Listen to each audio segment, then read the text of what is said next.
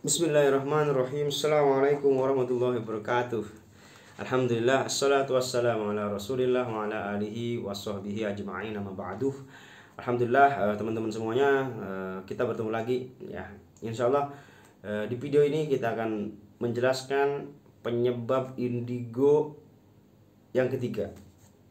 Jadi penyebab indigo yang ketiga ini adalah istilahnya adalah wirothi asli tasalsuli. Jadi leluhurnya ini asli tukang sihir. Leluhurnya adalah asli tukang sihir. Ya. Kalau kita ingat yang pertama ya, penyebab indigo yang pertama itu adalah orang tuanya kena sihir. Yang kedua jin nasab, ya, jin turunan. Ya. Yang ketiga orang tuanya ini, ya, yang kita akan bahas hari ini pertemuan kali ini, orang tuanya asli tukang sihir. Oh, subhanallah ya. Insya Allah moga-moga ini menjadi ilmu yang bermanfaat buat kita ya. Apabila seorang bapak yang memiliki ilmu sihir ya, atau bahasa lainnya adalah tukang sihir, lalu ilmu sihirnya diturunkan kepada anaknya, maka anak ini akan indigo ya, dengan sebab diturunkan ilmu sihir oleh bapaknya. Wirothi asli tasalsuli. Jadi asli turun menurun atau leluhurnya memang tukang sihir. Kekuatan indigo anak ini akan kuat sama dengan anak indigo dengan sebab sihir wirothi dan ciri-cirinya sama. Nah, jadi sihir ini ya kan, anak indigo ini memiliki kemampuan indigo karena memang bapaknya asli tukang sihir. Jadi memang praktisi sihir, pelaku sihir, tukang sihir memang orang tuanya di situ ya. Jadi apabila pendahulunya itu adalah seorang tukang sihir atau dukun ya, di akhir umurnya tukang sihir ini harus mewariskan ilmunya, harus mewariskan ilmu sihirnya atau menurunkan setan yang selalu membantunya. Ya. Dan dalam di sini ya, tukang sihir ini ada punya dua kemungkinan ya. Untuk menurunkan ilmunya ini ada dua opsi. Jadi yang pertama, dia harus mengajarkan sihirnya kepada salah satu keturunannya atau kerabatnya. Jadi memang dia mengajarkan ilmunya seperti itu. Kalau tidak ada yang cocok, dia akan mengajarkan kepada orang lain. Bisa tetangganya atau teman-temannya atau yang meminta diajarkan sihir dan memenuhi syarat. Ada syarat khusus di situ, teman-teman. Jadi memang ilmunya ini, ilmu sihirnya diajarin. Ya, diajarin. Yang selanjutnya, dia akan mengajarkan kepada seorang anak. Ya, bila tukang sihir ini tidak memiliki kerabat, ya, maka dia akan mengajar, maksudnya dia tidak menikah gitu ya. Tukang sihir ini tidak menikah, ya. Maka dia akan mengajarkannya kepada seorang anak laki-laki atau perempuan. Anak ini akan menjadi kader berikutnya. Dia akan menjadi tukang sihir atau menjadi tempat setan berikutnya setelah pendahulunya meninggal. Inilah yang dinamakan tumbal ya, atau mungkin bahasa ya kurban ya. Yang paling kita kenal itu adalah tumbal ya. Anak ini akan menjadi tukang sihir yang mumpuni atau memiliki jin dalam tubuhnya yang senantiasa bertugas mengajarkan sihir atau bertugas menjaga anak ini. Subhanallah ya. Jadi kalau tukang sihir itu nggak punya anak, nggak punya keluarga, maka dia akan mencari anak yang menurut dia potensi. Jadi ketika dia potensi anak ini, barulah dia diajak. Mulai pelan-pelan dia komunikasi, dia deketin dulu, diajak. Dan diturunkanlah ilmu sihirnya itu kepada anak tersebut. Maka dari itu hati-hati ya. Kita yang punya anak yang tidak ada gangguan sihir, tapi dia sering bermain dengan tukang sihir. Hati-hati. Maka dari itu kita harus tahu anak kita itu mainnya dengan siapa ya. Anak kita itu akrabnya dengan siapa. Ini kita harus tahu. Jangan sampai anak kita sering pulang malam, dia memang nggak bermain dengan teman-teman anak muda, tapi dia berteman dengan dukun. Hati-hati, itu akan berpotensi anak jenengan akan menjadi indigo yang diwariskan oleh dukun tersebut. Seperti itu. Dan ada fase-fase nanti ya. Jadi penurunan ini nanti ada fasenya.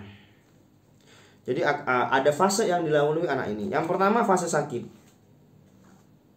Ya. Jadi anak ini tiba-tiba kena sakit yang tidak bisa disembuhkan secara medis ya. Baru ilmu yang mulai masuk dan dia sakit seperti itu ya.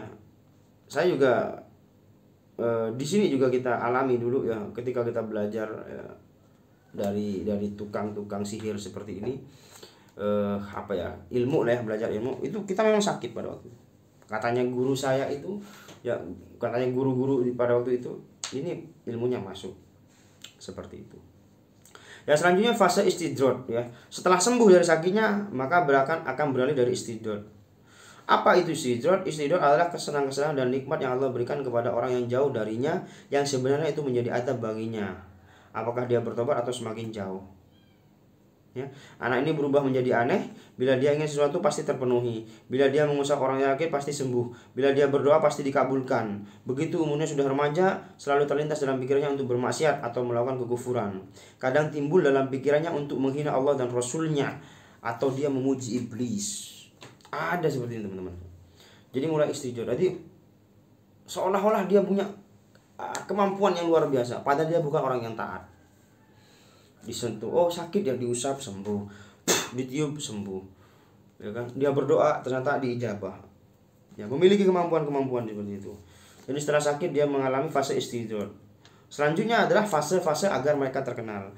Fase ini menjadi apabila anak ini tidak mau melakukan bisikan-bisikan kufuran atau bisikan-bisikan yang untuk bermaksiat. Maka setan ini akan menyiksa anak ini untuk mulai tidak bisa tidur setiap malam, tubuhnya terasa sakit tanpa tahu asal sakitnya. Apabila anak ini mengikuti bisikan-bisikan kufuran dan bermaksiat, maka dia mulai bisa membuat kebiasaan-kebiasaan di luar nalar sehingga membuatnya dikenal banyak orang. Orang-orang mulai berdatang kepadanya untuk berobat dan mendapatkan berkah darinya. Subhanallah. Ya, hati-hati ya, ngalah berkah kepada manusia di situ ya. Ya, jadi itu orang indigo itu, orang yang memakai jin. Ya, saya didoakan dia kok saya lancar betul. Ya, bisa jadi dia itu tadi mendapatkan fase istidrot. Ya. Jadi dia itu adalah orang indigo yang memang leluhurnya itu memang tukang sihir gitu loh. Yang melakukan ritual-ritual dengan setan di situ.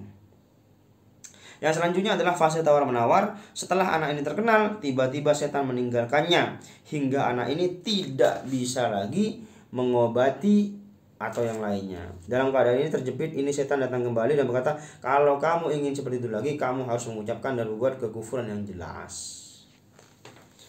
Jadi ada fase di mana nanti setannya itu seolah-olah berlepas diri, padahal itu bukan, ya kan? Jadi setan itu seolah-olah berlepas diri sehingga kemampuannya hilang. Lalu dia ngomong kepada anak itu, kalau kamu punya ilmunya balik lagi, lakukanlah kekufuran-kekufuran dengan jelas. Sehingga nanti dia datang. Sehingga itu cara setan menjerumuskan anak itu lebih dalam kekufuran di situ teman-teman semuanya. Yang selanjutnya adalah fase kemampuan dalam kebatilan. Fase ini adalah fase jawaban dari fase keempat di atas. Bila dia melakukan dan memenuhi permintaan setan di atas, maka setan kembali membantunya hingga dia menjadi tukang sihir yang sangat kuat dan alim di bidangnya, melebihi tukang sihir yang belajar dari kitab-kitab sihir.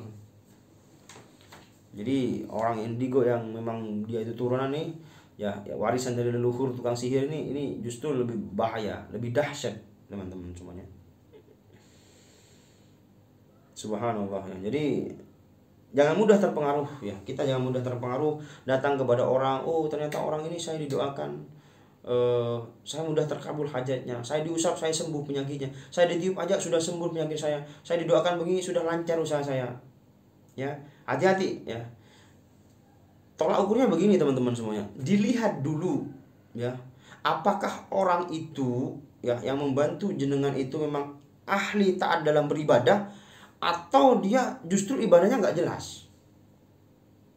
Kalau dia itu udah ahli ibadah ya kan, sholatnya berjamaah di masjid, dia itu melakukan sunnah-sunnah ya, melakukan amal-amal sunnah dilakukan, ya, kesirikan ditinggalkan, terus melakukan kekufuran ditinggalkan, dia taat, bagus, soleh, dan betul-betul dia itu orang-orang yang soleh, maka kemungkinan besar itu adalah makbul doanya itu. Tapi ketika kita datang kepada orang ya, ternyata dia orang itu ya dia nggak soleh ya kan, terus dia itu ya takwa sekedarnya ya kan, yang disampaikan cuman menurut analoginya dia ya. Terus dia itu ya mohon maaf ya sholatnya nggak tepat waktu, kalau dia laki-laki menunda-nunda sholat, atau mungkin ya subhanallah ya tidak ada kesolehan pada dirinya ya, cuma orang melihatnya dia itu seperti orang soleh karena tadi dia bisa ngobatin dan banyak tamunya Hati-hati. Ya, bisa jadi dia bukan orang soleh, tapi dia itu adalah orang indigo yang sedang memakai indigonya. Hati-hati. Hatta, mohon maaf ya, hatta dia itu, mohon maaf ya, dalam tanda kutip seorang kiai atau seorang ustadz. Kalau bahasa kita seorang pinter ya.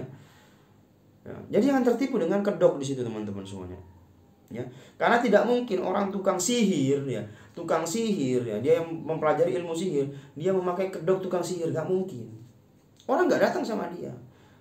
Maka dari itu dia berubah wujud di situ, ya kan? Berubah casing menjadi apa? Seorang ustadz, seorang kiai, seorang yang ahli keramat dan sebagainya. Sehingga orang-orang menganggap dia itu seorang yang soleh.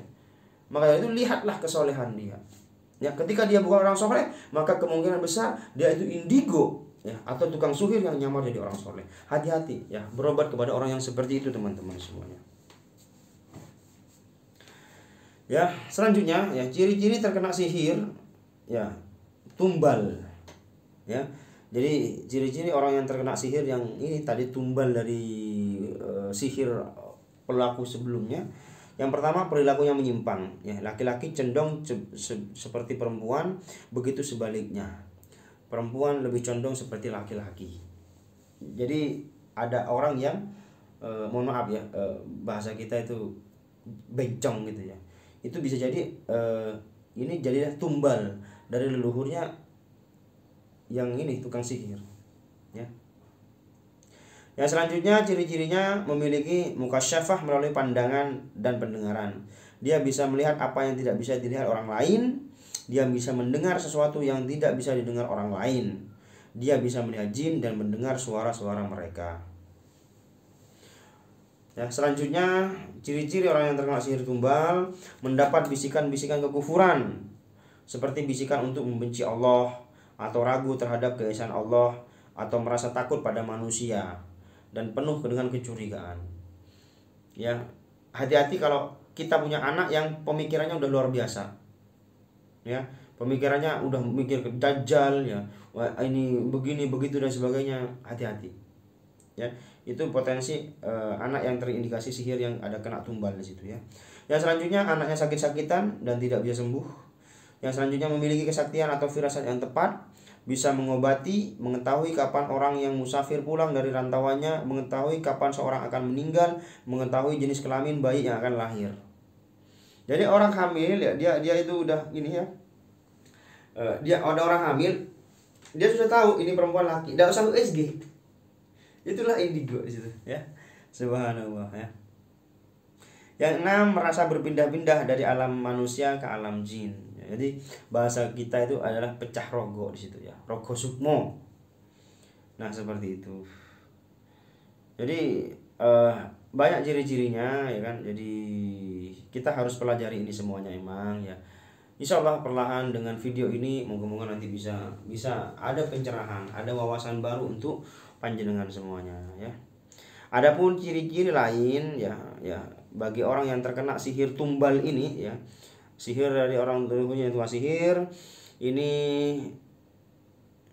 ciri-ciri pada anak ya, biasanya banyak menangis dan sulit dihentikan, kadang menyakiti diri sendiri ya. Jadi nangisnya itu super itu loh, luar biasa dan tidak bisa dihentikan, bahkan dia sampai mukul-mukul dirinya ya. Yang selanjutnya, tabiatnya keras ya. Yang selanjutnya, yang nomor 3, timbul tulisan-tulisan atau rumus-rumus di tubuh. Kadang tulisan Al-Quran ya, ini biasanya bawaan jin muslim. Rumus-rumus yang tidak mengerti biasanya bawaan jin kafir ya.